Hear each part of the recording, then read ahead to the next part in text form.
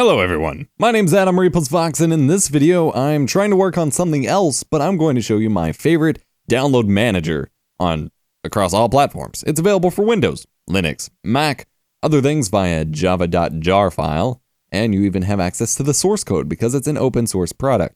Unfortunately, that means there are ads everywhere, especially since I'm in Firefox without ad block at the moment, since this is a fresh installation. Now, to download it, for Windows, of course, you just download the installer. For Linux, you have x86 and x64 installers. I'm going to go to the 64 one. It has a mega.nz download location.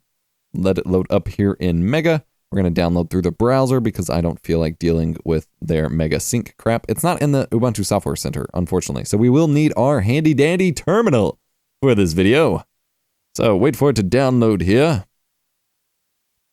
Takes just a second. Mega is a great upload website. Kim.com, I think, is finally coming under legal trouble regarding Mega Upload because the lovely media associations of the world still think that Mega Upload is alive and a threat because they are morons. And so I don't know how sustainable Mega itself may be, but it is a great platform while it's here. Way better than the old one. I love it.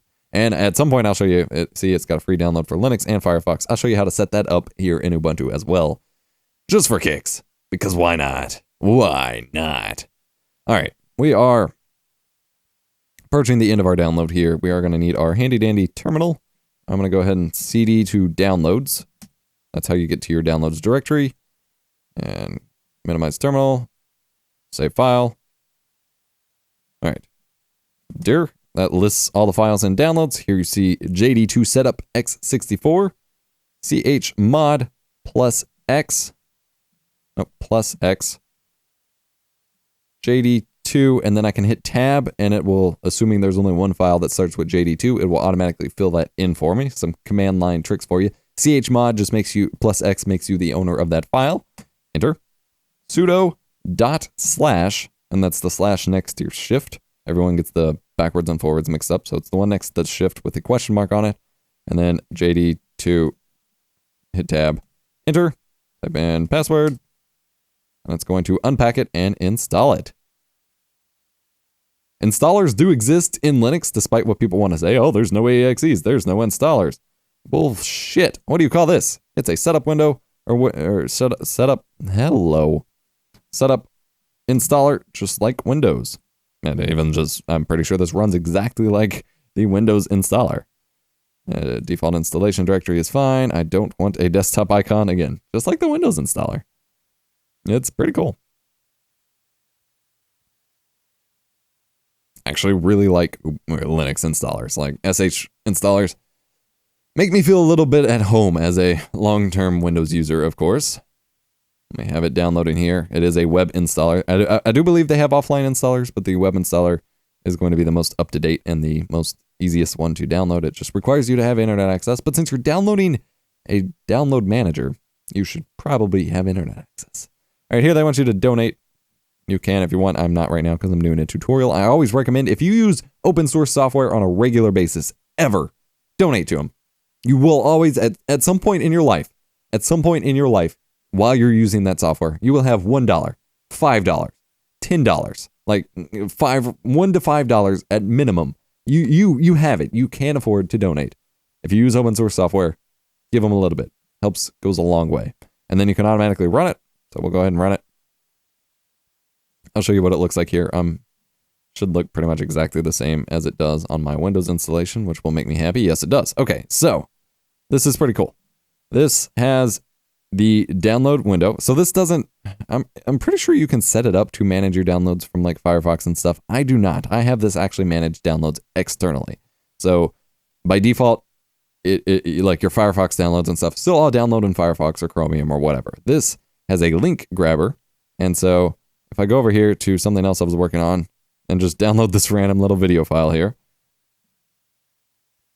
it should grab that link from my clipboard. You can see the icon's not like in my panel there. Yep, automatically picked up the video link, and it detects what files are available for that video. Here we have, I gotta make this window a little bit bigger here. It detects the highest quality YouTube video, and then you can choose lower quality one here. So 1080p H.264 video from YouTube, the 256 kilobit M4A audio file, and the thumbnail for it. And it can download all the way up to 4K 2160p 60 frames per second and convert it to an MP4 you can use with just about anything. It is glorious. And then you can import Mediafire links, Mega links, RapidShare, you know, all those download websites. You can import all of those links. It will automatically pop up captures for you as they go through. So if you do a lot of where's downloading and you have long lists of multi-part files, this is great to manage them. And it works even better if you actually have like paid accounts on those services, because it will automatically save your login details and just do it all for you. And, you know, manage it'll automatically detect when the website's like, okay, you download too much for today. It'll put it on pause until and then try again later when it's available. And it's a really cool piece of software. Just tell it to download, add online and offline links. It can't download the thumbnail just because there wasn't a custom one. So we'll just add do not add offline links and click OK. In order to transcode your video from the raw YouTube stream into an MP4 file that your average computer can use, it needs the FFmpeg codecs. Now, we did install a similar style codec with our Ubuntu installation, which that video isn't actually up yet because Elgato totally screwed up my file. But we can install it here. I'm just going to download it here for you. It does everything for you. It even tells you how quickly you're downloading. 1.65 megabytes per second. Not super fast. I could download faster, and hopefully I'll go even faster. And do you want to install it now? Yes. It will reload JDownloader for you. And again, this is all open source. It's all based on Java, hence the J. And it's pretty freaking cool.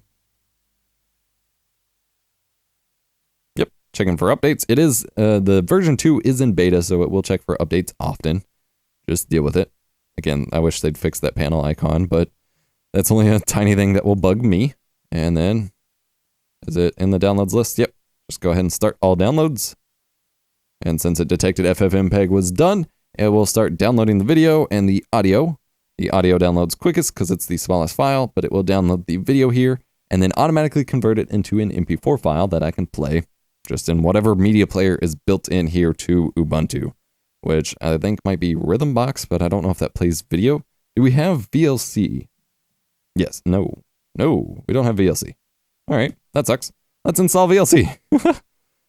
So if you want media files here, no, I'll do that in a separate video because that's media players. I'll do that in a dedicated video. So if you check the playlist link in the description below, the video I'll make right after this one, by time you see this video, it'll be up, or at least in the playlist. I have tons of videos that aren't public yet in the playlist, but my favorite media players for Ubuntu, at least on initial impressions, and one of those will be VLC player, but it'll just be in the Ubuntu software store or sudo apt-get install VLC.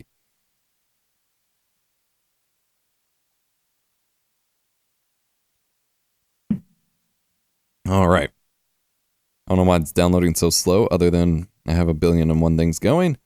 And its status is finished. It did not pop up saying it was converting it like it normally does. So let's go ahead and go to our downloads folder. I like switching workplaces for everything because I'm a dork. Downloads. It is not here. Videos. Oh, I think I know what it did. It's at /root downloads instead of /atom downloads. So if you want to change that, which you probably will, go to settings. You don't want it there. That's stupid. Yeah, it needs to be in Atom. No. /home /atom /downloads. Save. Yeah. Tell it to download to your download folder. And then here you can customize 1,000,001 things. It has plugins.